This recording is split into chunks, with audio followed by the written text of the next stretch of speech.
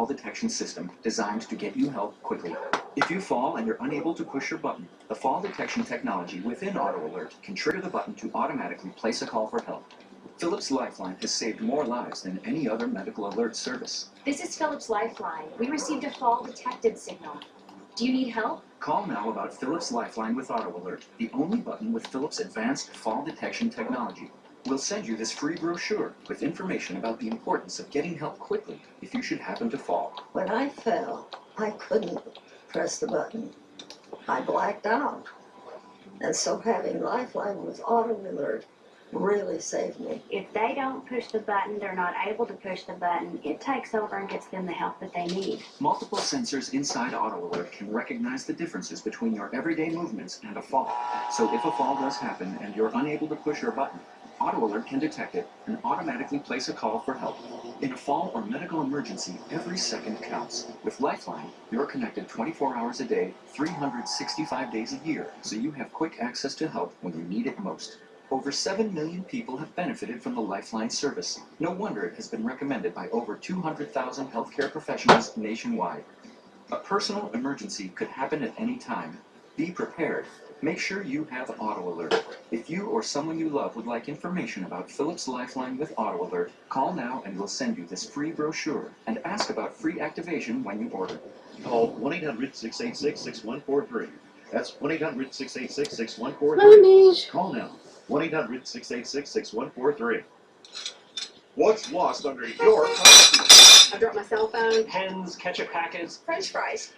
Not anymore. Introducing Catch Caddy, the revolutionary car seat caddy that sits between the seat and console to catch things before they fall into the black hole. Cell phones, jewelry, cash, coins, French fries, and more. Catch Caddy is ultra flexible with a one-size-fits-all patent-pending design that slides right in to fit securely beside any seat. And it slides with the seat when adjusting for any driver. Store your phone, chargers, road maps, electronics, and so much more.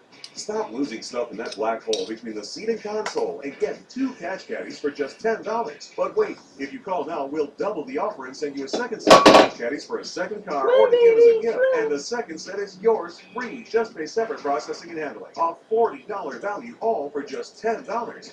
Here's how to order. To order Catch Caddy for just $10 plus processing and handling, call 1-800-944-2394 or order online at catchcaddy.com.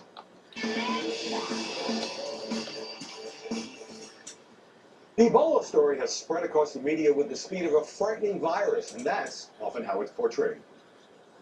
Happening now, breaking news, Ebola quarantine. Residents locked down in the Texas apartment where the man with the first case of the disease diagnosed in the United States was staying. Our ABC News medical team is covering it all. We begin in Dallas, where Ebola has the city on edge this morning as we learn more about the man infected with the deadly virus. Another frightening story developing right now, Ebola here in the United States, and tonight there are growing fears that it could spread. It's now touched our extended family. A photojournalist working with Dr. Nancy Snyderman and her team in Liberia has tested positive for Ebola. Joining us now, Frank Sesno, Director of the School of Media and Public Affairs at the George Washington University. So, is this saturation coverage of Ebola contributing to a sense of fear in the public? Yes, I think it is. To some extent justifiably, to some extent totally unjustifiably. There was a headline that grabbed me out of the Daily Mirror, I think it was, out of London. Ebola terror at Gatwick as passenger collapses and dies getting off Sierra Leone flight. Turned out it wasn't about that. But this story's all about fear, and fear sells. I was watching CNN the other day, and CNN did not come off the Ebola story for 1 minute, unless maybe when I took a bathroom break I missed it. But CNN's got plenty of company here, and I do think it's fair, we should point out the news organizations, most of them are trying to be responsible, but the sheer volume, the coverage, the hour-by-hour updates and news conferences can convey a sense that something terrible is happening. Yeah, look, there's a real story here, and it's a mystery. It's the best line I saw was in the Washington Post today, and it said this is a biological as well as psychological plague, and that fear can spread faster than the virus, and that's true.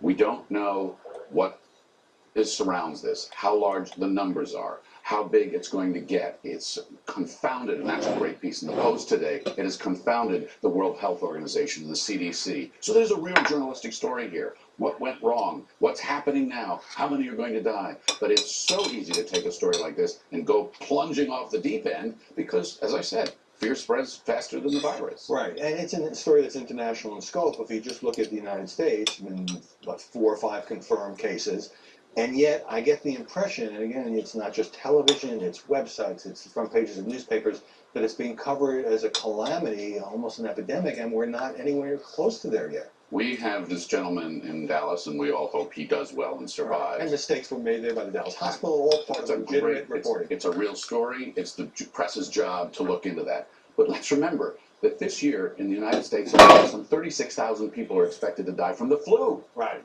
Okay, so when you keep it in perspective there. Hey, that being said, there's just too much we don't know, and that's what feeds the journalism and what feeds the public interest. Is there a positive side to the coverage in the sense that in this kind of situation, strange new virus, we don't know enough about it, that the media can help to educate Americans about Ebola? It is, like with all crises, a teachable moment. And one thing that I think is very important that has to come out of this is for people to understand that in this world where globalization is a reality, borders don't matter on many things. And this is one of them. I mean, they matter because this is where we try to stop and we take people's temperatures, but we see that that's a fallible process. So can people learn more about the world? Can we learn that what happens to an African is as important as what happens to an American, and they become interchangeable? So does that engage us with the world? I hope so. There's huge public interest in the story. Everywhere I go, people are talking about it. But come on, if it wasn't good for ratings, it wouldn't be the lead story hour after hour. Isn't that a factor in this? Well, probably, but I think the reason that it's good for ratings is because people are concerned, they're afraid.